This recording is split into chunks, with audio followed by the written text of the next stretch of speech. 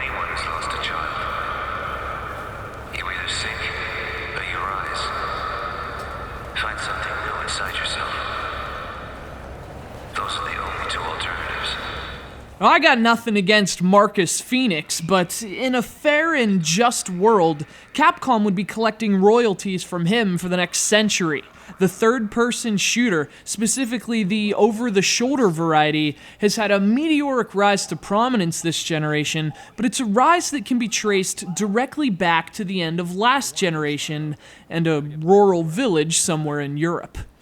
Now, I bring this up for contrast. You can take the baton and do something with it, as the Gears of War series has done, or you can drop it. And for all its ambition, Mindjack is a game that tries to juggle too many influences, too many parts, too many ideas, and just drops the baton.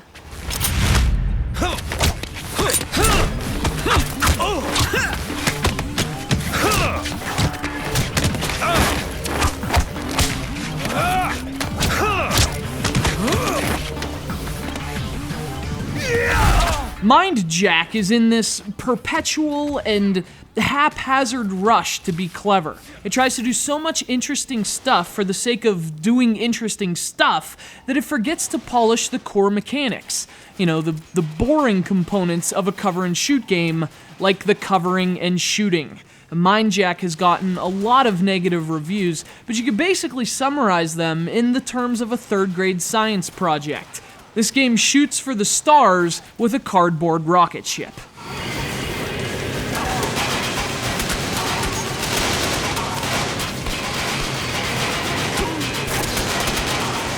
Mindjack tells, and poorly I might add, a dull story about a secret agent and some chick. They're rooted in the unfortunate philosophy of modern game design that says mature games require characters with no distinguishable character. So you won't be very concerned with their stories anyway, but the crux of the plot, and of course the gameplay, is that you can hack into other people's minds. Now, this is the game's hook, the whole mind slave angle. It's very important to note, however, that it tries to establish this upon a core shooter that isn't very good. The combat mechanics are very poor, and thanks to some really clunky design, well, shooting is usually as frustrating as it is mediocre. Obviously, that's not a great foundation from which to get cute.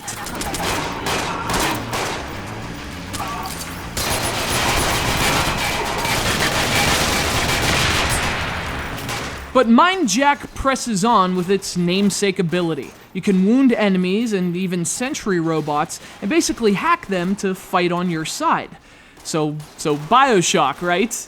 Yeah, that's about right. Only the game also tries to add a little Battlefield 2 as well. You can essentially swap consciousness with anyone on your side and fight with their bodies instead. An interesting concept, but it's marred by poor execution. It's very hard to locate usable bodies, so the whole process becomes a disorienting mess.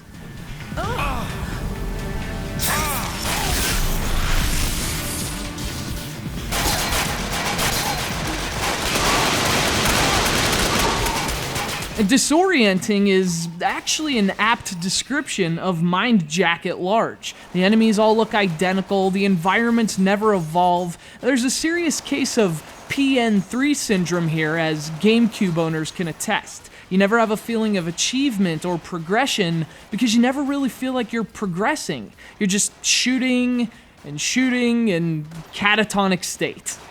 Mindjack is a tremendously limiting game, which is counter to the ideas it wants to establish. Now, there are some smart ideas here too, but they suffer from poor execution. Same issue that ruins the core shooting mechanics as well.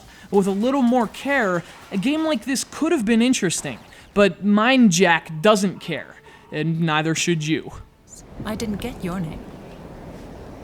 Jim Corbin. Well, Agent Jim, coffee break's over.